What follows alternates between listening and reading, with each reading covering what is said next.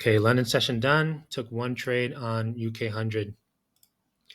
UK100 trend breakout continuation signal day. That's when the last bullish breakout level gets taken out by a bearish breakout bar, flipping the bias of the daily time frame. Monthly, weekly, daily breakout levels are all bearish. And last week we've closed as a bearish fake out week, faked out that previous week high and closed below it. Here's the fake out level. I'm bullish above, bearish below. And here's the last breakout level of the weekly time frame. I'm overall bullish above, overall bearish below these breakout levels. So coming into the session, since we have lots of higher time frame confluence pushing down, I'm looking for high of the day sells. London Open price fakes out the H4 low and reverses back up to the high of the day. This M15 fake out bar fakes out the previous H8 high. Once I see that we've also faked out the previous H1 high. Faking out the higher time frame peaks is the first sign of a reversal of that time frame. So those two are good. I also see that we've broken below the H8 breakout level. This confirms that the H8 is now bearish. So these are all things that I'm looking for. And the last thing that I'm looking for is an M15 close below the last M15 breakout level, this last bullish one. So as long as we are above this M15 breakout level, I am bullish on the M15. What I really want to see is a closure below this to flip this time frame bearish. In most of my trades, in almost all my trades, I want the M15 and the H1 on my side before I take a trade. So there's no continuation of this move of the M15. So when there's no continuation, this is when I drop down to lower time frames. So I've had a few people ask me about when do I drop down. I drop down when there's no continuation of my confirmation time frame. So the confirmation for me of a daily setup is the M15. So when there's no continuation here, I drop down. I'm not looking for M's. I'm not looking for W's. I'm not looking for pushes or trend lines or anything like that. I look at closures below the levels that I've marked off. And I don't get that until right here. And I do the same for every time frame. So if I go down to the 1 minute, I'm not looking for pushes or swing points or anything like that. I'm looking for closures below my levels. 2 minute, 3 minute, doesn't matter. I'm only looking at these three levels.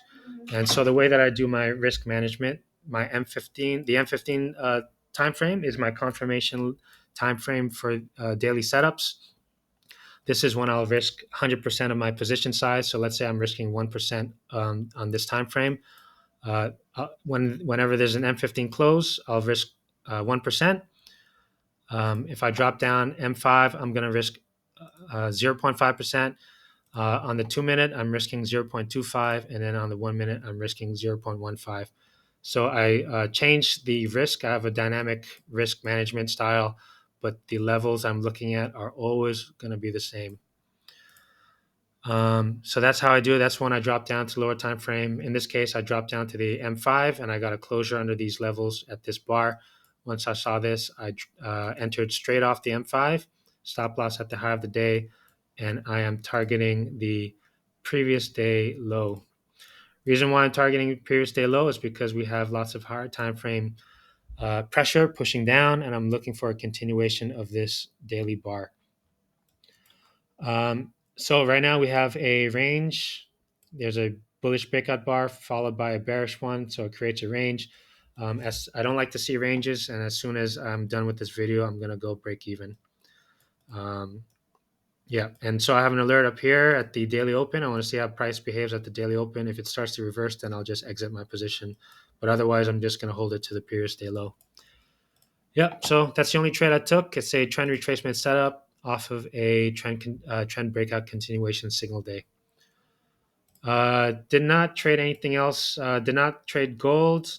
Took this one in gold in the morning, but now it's faked out the previous day high, so this becomes a fake out retracement setup. Could have taken this up, but I prefer not to trade fake out retracement setups. I've said many times that this fake out retracement setup is the one that I take most losses on. So did not take that. Oil as well as fake out retracement, faked out the previous day high. That's a fake out retracement. Not interested in that. And so the other one I was interested was DE30. The 30 is very similar to UK100. It's a trend breakout day. I prefer to take a continuation of this move. The only difference is that the weekly breakout level was bullish at the time of London Open, and the daily breakout level was bullish as well.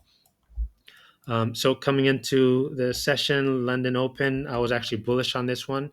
Faked out the H8 low right here, dropped down to the H1.